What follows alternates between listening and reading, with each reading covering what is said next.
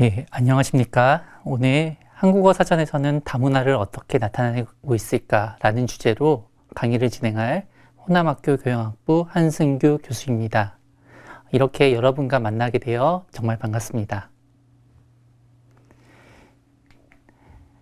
예, 오늘 강의에 들어가기 앞서서 간단한 초성 퀴즈를 내어보겠습니다.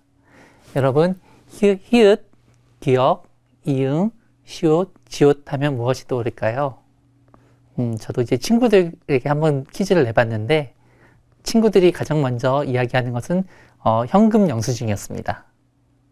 또 이제 아무래도 다섯 철자다 보니까 많이 답은 안 나왔는데요. 휴게 음식점이라는 답도 나왔습니다. 네.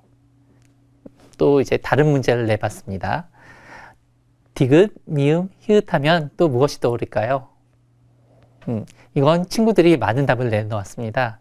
대모험, 그리고 음식이 나왔는데요. 도미회, 그리고 전공 이름이죠. 동문학, 그리고 동물을 그린 그림의 동물화 등등 다양한 답이 나왔습니다.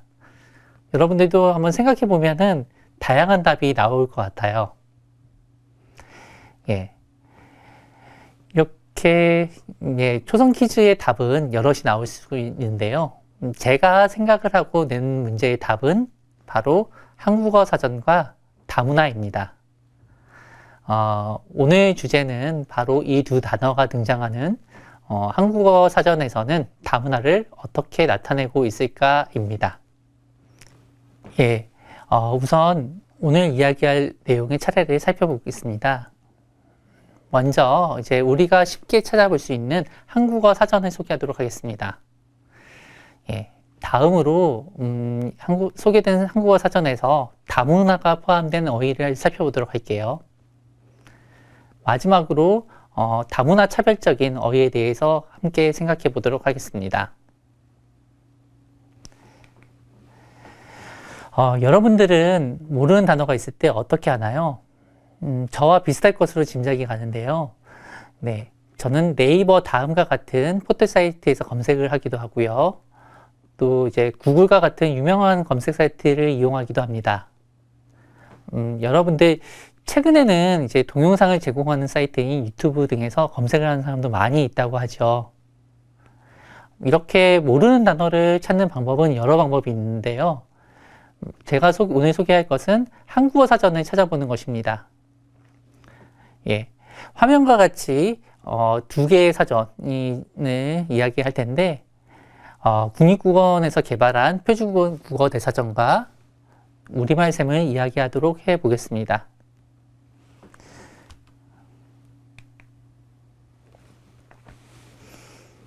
먼저 표준국어 대사전에 대해 말씀을 드리겠습니다.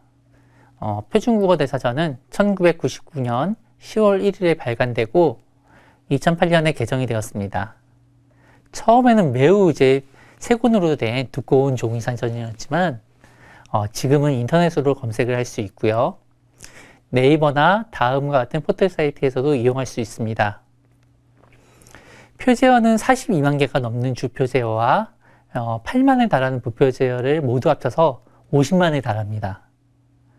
그리고 표준어 규정, 한글 맞춤법, 외래어 표기법 등의 어민 규정을 준수하고 있어서 우리말의 표준을 제시하고 있는 사전입니다. 규범적인 표준을 제시하고 있어서 다소 현실에서 쓰지 않는 말도 있는데요. 우리가 잘 지키지 못하는 사이시옷, 그리고 우리가 자주 붙여서 쓰는 단어를 띄어서 쓰는 것을 볼 수 있습니다. 예를 들어서 여러분 북엇국, 만화가게 이렇게 사이시옷을 잘 지키는 사람을 주위에서 보기는 어렵죠. 하지만 이러한 규범도 지켜서 표기가 되어 있고요. 여러분들이 쉽게 붙여 쓰는 단어들이 될 텐데 남자친구, 음주운전, 세종대왕 같은 단어도 띄어쓰기를 권장하도록 되어 있습니다. 네, 다소 우리가 현실에서 쓰는 말과는 다르게 표기를 하는 경우도 많이 있죠. 예, 이렇게 우리말의 규범을 제시하는 표준국어 대사전을 살펴볼 수 있고요. 다음으로는 우리말 셈을 이야기해 보도록 하겠습니다. 여러분 혹시 인터넷에서 위키피디아라는 백과사전을 본 적이 있나요? 예, 우리말 셈은 위키피디아와 같은 개방형 사전으로 개방형 한국 지식대사전을 표방하면서 개발된 사전입니다. 예, 종이 사전으로 개발되었던 표준국어 대사전과는 다르게 인터넷으로 개통된 사전입니다. 그래서 개통이라는 표현을 썼고요. 2016년 10월에 개통이 되어서 이제 5년이 간 넘은 사전이 되어 있죠. 지금까지 이 우리말 셈에 등재되어 있는 표제어는 현재 110만 개가 넘습니다. 전 세계적으로도 어마어마한 규모가 되죠. 또 이제 누구든지 참여하며 함께 만드는 우리말 사전이라는 말을 슬로건으로 더 많은 어휘들이 수록이 되고 있고 규모는 점점 더 커지고 있습니다. 예, 기본적으로 앞에서 얘기한 표준국어 대사전에 50만 표제어들이 수록이 되어 있고 전문적인 어휘, 그리고 새로 쓰는 어휘, 또 외래어 등 다양한 어휘들이 늘어나면서 60만 개 이상의 어휘들의 분량을 차지하고 있습니다. 예, 우리말 셈에 등재된 어휘들, 새로운 어휘들도 많이 있는데요. 비속어나 이런 단어보다는 좀 좋은 어휘를 한번 찾아봤습니다. 예, 꿀이라는 단어를 한번 보겠습니다. 네. 우리가 꿀 하면은 1차적으로 먹는 꿀을 생각할 겁니다. 그런데 그런 먹는 꿀이 아니라 매우 뛰어나거나 좋다는 뜻으로 최근 많이 사용되는 용법의 뜻을 가진 꿀을 살펴보겠습니다. 여러분, 여기 예문을 보면은 노래를 너무 잘하신다, 목소리가 너무 꿀이다, 눈에서 하트가 나왔다 라고 이렇게 나와 있는 것을 볼 수가 있습니다.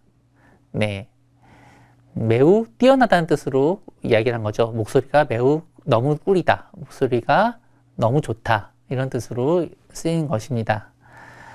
이렇게 이제 우리말 셈에는 새로운 용법의 어휘들이 많이 나와 있습니다.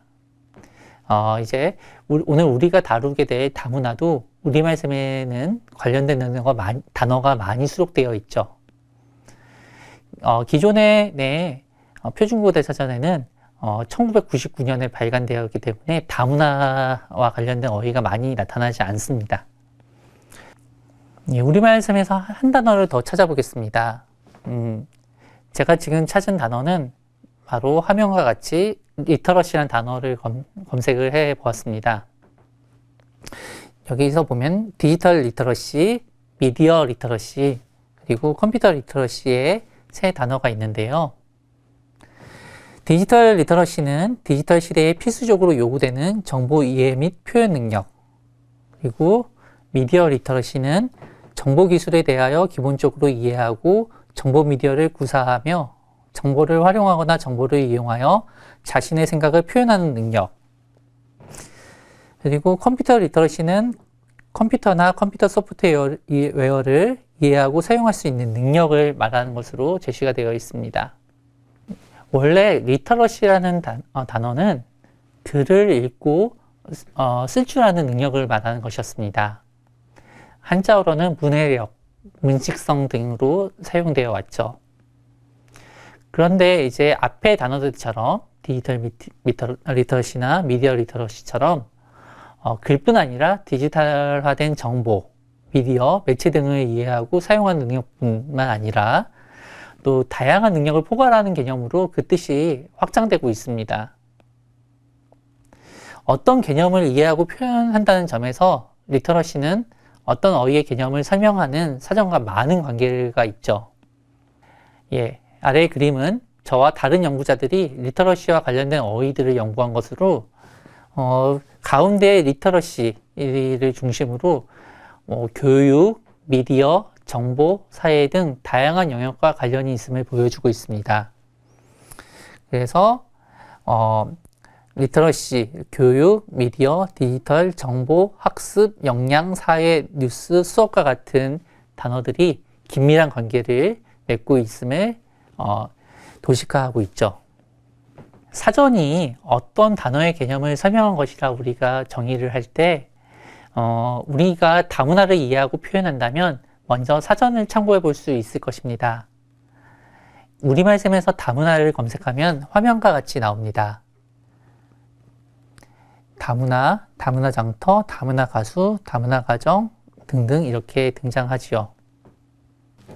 이것이 다문화가 포함된 어휘, 우리말 셈에서 다문화가 포함된 어휘 43개인데요.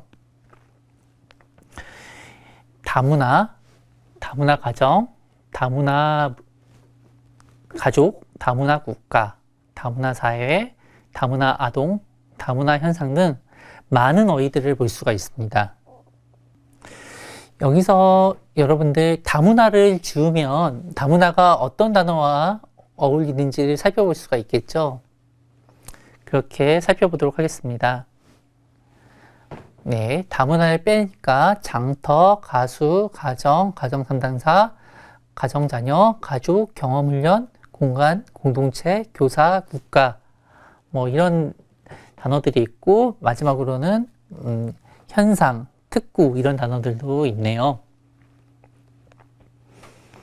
주로 가정이나 언어, 정책과 같은 영역의 어휘들과 함께 구성이 되었음을 알 수가 있습니다. 원래 문화란 원래 정치, 사회, 경제, 예술 등 다양한 분야에서 사용되기 마련인데 이에 반해 다문화는 다소 제한적인 분야에서 쓰이는 것을 볼 수가 있습니다. 자, 여러분들도 한번 사전에서 우리말 셈에서 다문화를 검색하고 여러 표제어들의 뜻풀이와 용례를 한번 살펴보도록 합시다. 여러분들 스마트폰에서도 우리말 셈을 이용할 수 있고요. PC에서도 여러분들 쉽게 주소를 제시되어 있는 주소를 통해서 우리말 셈을 이용해 볼 수 있습니다.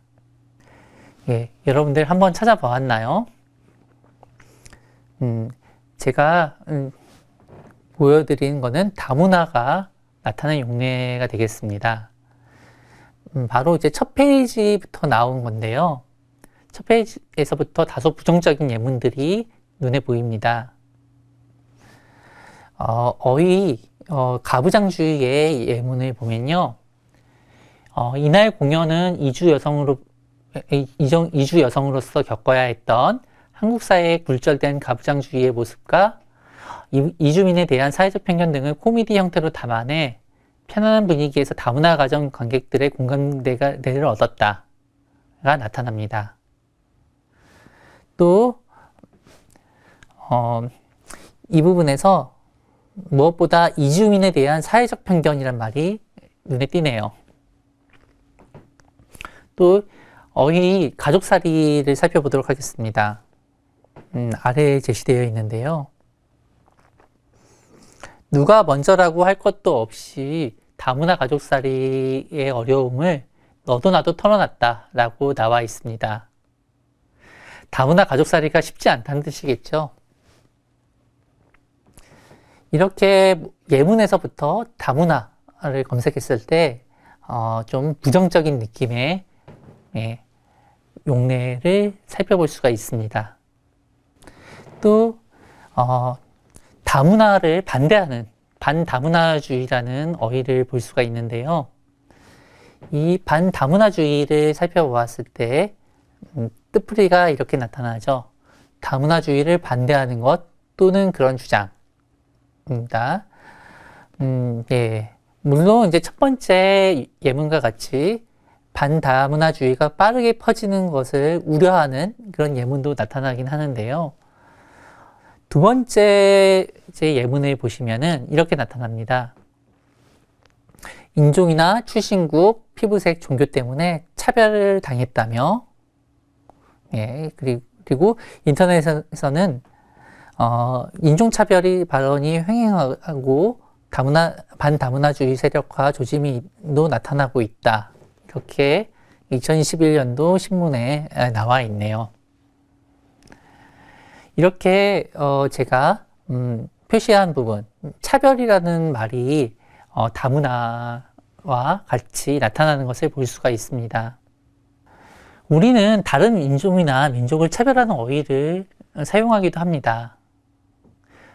화면을 보면 중국인을 비하하는 비하하면서 말하는 단어가 바로 보이죠? 예, 제가 발음을 해볼까요? 발음하지 않도록 하겠습니다. 보면 중국인을 낮잡아 이르는 말로 이 두 음절의 말이 있는데, 예문을 한번 읽어보겠습니다. 자연스럽게 읽어보도록 할게요. 그래서인지 나는 아직도 우연히 짱깨라는 말을 들으면 기분이 거북해진다. 국내에 거주 중국 동포들도 짱깨 등 노골적 혐오 표현에 시달린다. 혐오 표현이란 말이 또 볼 수가 있는데요. 심지어 이제 중국 동포들을 비하하는 것도 이렇게 나타납니다. 중국인뿐만이 아니라 동포들도 비하를 하고 있는 거죠. 이제 다른 민족이나 민족을 비하하는 말을 또 살펴보겠습니다.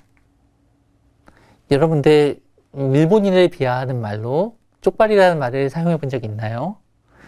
또 아래는 흑인을 낮잡아 이르는 말로 깜둥이라는 말이 있죠. 이렇게 어떤 다른 인종이나 민족을 비하하는 말도 우리는 쉽게 사전에서 찾아볼 수가 있습니다. 예, 앞에서 이야기한 여러 사전에서의 외국인이나 이제 다른 인종을 차별하는 어휘들은 우리가 사회적 약자나 소수자를 위한 배려심이 부족한 것으로 볼 수 있습니다. 네. 사전은 객관적으로 어떤 단어의 뜻을 기술해야 하는 거죠.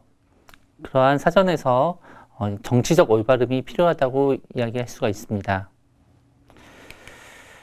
예. 정치적 올바름, 네. 정치적이라는 말 때문에 도의적 올바름, 도의적 공정성, 정치적 공정성 등등의 여러 가지 말로 불리는데요. 영어로는 political correctness, PC라고 이렇게 말을 하고 있습니다. 이 말의 뜻은 말의 표현이나 용어를 사용해서 인종이나 민족, 언어, 종교, 성차별 등의 여러 가지 다양한 편견들이 포함되지 않도록 하자는 그런 주장을 말을 하는 겁니다. 특히 이제 다민족 국가인 미국 등에서 어떤 정치적인 관점에서 차별 편견을 없애는 것이 올바르다고 하는 의미에서 사용하게 되었죠. 그래서 어떤 인종차별, 흑인의 어떤 인권운동이라든지 또 어떤 이주민에 대한 이런 차별 이런 것들에서 많이 나타나는 용어가 되겠습니다. 한국도 다문화 사회로 진입하면서 이런 정치적 올바름에 대한 다양한 생각들이 나오고 있습니다. 예, 사실 이러한 어떤 정치적 올바름 PC가 어떤 언어에 사용하게 된 거는 언어의 문법 구조가 그 언어를 구사하는 인간의 사고에 영향을 준다는 사피어 워프 가설과 관련되어 있습니다. 예, 여러분들 사피어 워프 가설 이제 처음 들어본 학생들 많을 텐데요. 네, 여러분들 쉽게 하나의 예를 들어 보겠습니다. 여러분들 무지개는 몇 가지 색으로 되어 있을까요? 순간 7가지 색으로 떠올리는 학생들도 있을 거라고 생각합니다. 예, 빨강, 주황, 노랑, 초록, 파랑, 남색, 그리고 보라색 이렇게 7가지 색으로 떠올리는 학생들도 있을 거예요. 하지만 우리는 이제 빨간색과 주황색 사이에 더 많은 색깔, 그리고 노란색과 주황색 사이에 수많은 색깔들이 또 존재한다는 것을 우리 눈으로 확인할 수 있죠.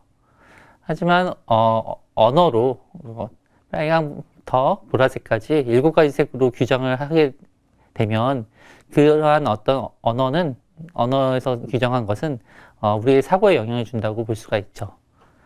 이런 관점이 바로 사피어 워프 가설입니다. 일부 언어학자들이 어떤 종류의 언어를 쓰느냐가 인간의 사고에 어느 정도 영향을 준다고 여기고 있습니다. 이렇게 사피어 워프 가설처럼요. 이 가설을 확대해서 해석하면 언어가 인간의 사고에 절대적인 영향을 준다고 볼 수가 있습니다. 그래서 가설로 우리가 아직 검증이 된 건 아니지만 이러한 가설에 따르면은 성차별적인 어휘를 쓰면 성차별주의자가 된다고 주장할 수도 있는 것입니다. 또 우리가 다룰 오늘 다루고 있는 다문화와 관련해서도 다문화를 차별하는 반다문화주의자가 될 수도 있겠죠. 다문화를 차별하는 말을 많이 쓰면요. 네. 우리가 앞서 이제 사전에서 좀 찾아봤는데 어떤 한국 사회에서 부정적인 인식을 담고 있는 말로 되고 있고, 이런 데서 인식의 개선과 재정립이 필요하고 한국어 사전에서도 반영이 되어야 한다고 주장하는 여러 연구들도 있습니다. 아래는 이창봉 2021년 그러니까 뉴스 신문 기사에서 다문화 양상을 분석한 어떤 연구의 하나의 표입니다. 네, 어제 한국어 사전과 마찬가지로 뉴스나 기사 코퍼스는 객관성과 공정성을 가져야겠죠. 그럼에도 이 연구에 따르면 키워드 다문화라는 키워드가 문제, 부작용, 갈등, 편견, 불법, 사건, 폭력, 범죄, 차별, 사고 등의 상당히 이제 부정적인 어휘들과 많이 함께 나타나는 것으로 이제 결과가 나왔습니다. 옆에 보시는 상관계수는 0에 가까울수록 상관도가 낮은 거고요. 1에 가까울수록 상관도가 높은 겁니다. 네. 상당히 이러한 이제 부정적인 어휘들이 다문화와 함께 잘 쓰인다는 것을 알 수 있겠죠. 네.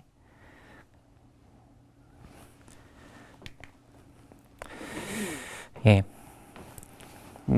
오늘 어떤 공부한 어떤 용어와 개념들을 다시 한번 이야기해 보겠습니다. 여러분들, 읽고 쓰는 능력, 글을 읽고 쓰는 능력에서 확장된 리터러시라는 개념이 있었죠. 이제 미디어 리터러시, 디지털 리터러시 이런 단어들이 한국어 사전에도 있는 것을 확인해 보았는데요. 이런 리터러시에 대한 개념을 여러분 다시 한번 공부해 보면 좋겠습니다. 또 여러분들 어떤 어휘의 개념이나 뜻을 좀 잘 이해하고 싶으면은 한국어 사전을 찾아보는 것도 참 좋겠죠. 그리고 여러분들 오늘 주로 살펴본 다문화를 한국어 사전에서 찾아보았는데요. 다문화에 대한 어떤 생각이나 인식을 재정립할 필요가 있다. 이런 이야기를 했었죠. 또 언어에 어떤 편견이나 차별을 두지 말자 하는 정치적인 올바름에 대해서도 이야기를 해보았습니다. 네. 여러분들 오늘 공부한 것 재미있었나요? 네. 제가 오늘 얘기한 내용의 주요 참고 자료는 다음과 같습니다. 네. 표준국어 대사전, 그리고 우리말 생각 같은 한국어 사전을 참고했고요. 또 위키백과 같은 백과사전을 이렇게 참고했습니다. 여러분들 저도 대학에서 학생들을 가르치고 있지만 끊임없이 저는 이제 교육의 언어사전, 한국어 사전 같은 언어사전과 백과사전, 위키백과 같은 백과사전을 활용하고 있습니다. 여러분도 좀 더 많은 세상에 많은 어떤 어휘와 사물의 개념을 이해하기 위해서 이런 언어사전과 백과사전을 계속 이어가 보는 것은 어떨까요? 네. 오늘 강의는 여기서 마치도록 하겠습니다. 감사합니다.